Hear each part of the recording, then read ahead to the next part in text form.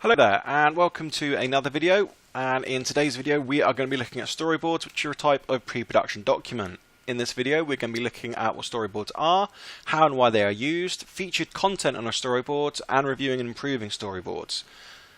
So let's get started. Here we can see a nice basic storyboard. We can get a rough idea of what's going on with it. You can see that we've got the script in this example drawn on the top half, and then the basic sketches on the bottom half to show what's going on. So here we can see that someone is talking, someone who's confused, and that we are growing plants outside someone's house. The sunlight comes in, the oxygen comes in, at which point then someone has oxygen and food, and he looks rather happy with himself. So storyboards need different areas of content. So for example, we've got an example here which shows us quite happily the timings on the right hand side, so we can get an idea of how long something is going. We want to make sure that you know how long something is going, because if you're creating a storyboard and you don't put the timings down, someone might think, actually, you know what, let's speed this bit up really fast, or let's have some slow motion in it. If you think about any movies you've watched recently, they will all have some sort of scenes involved where time might be sped up or time might be slowed down to convey some form of emotion. This is what we need to make sure we're including storyboards as well.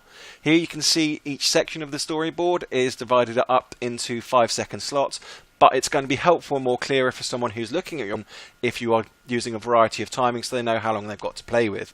Again, on the left hand side we can see how many shot numbers they are using and what's happening in the shots as well. What we also need to think about are different sorts of camera information, so camera shots, angles, movements, types as well.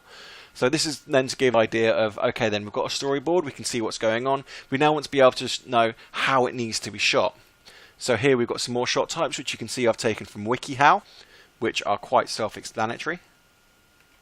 And then here we've got a storyboard here which shows different uses of long shots, close and media shots, and you can see that here where in the little box where underneath shot it says what's going on. So again, straight away we know here what's happening, but then to improve this we'd want to know about timings, we'd want to know about lengths of what's happening in the video. Again, more information we'd want to know about in the storyboards as well as lighting, sound and locations. So if you are given a storyboard to work on, you want to make sure that if you want to know what sort of lighting is going to be happening, is it going to be bright, is it going to be dull? You want to know what sounds are happening. Are there going to be any background conversations? Is there going to be any music being played in the background? Some of my favourite TV shows, such as Game of Thrones, make fantastic usage of sound, both in terms of dialogue with phrases and words being shouted and also whispered, as well as sound effects and background music, as well as ambient sounds to give you an idea of being there. So again, here we've got another complete storyboard here where we can see lots of different pieces of information. We've got the voiceover, what's happening, we know what's happening in each scene, but again, this is lacking different areas, but it has at the top given us a duration for how long the storyboard itself is going to last. So, in this video, we've had a look at what storyboards are, how and why they're used, featured content on our storyboard, and also started to think about reviewing and improving storyboards.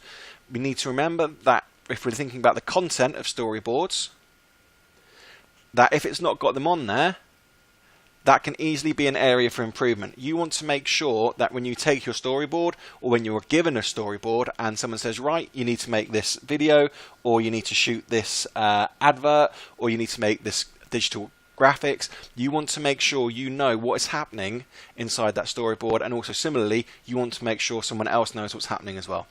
I hope this video has been helpful for you. Feel free to comment below if you get stuck, and I'll see you in another video. Goodbye.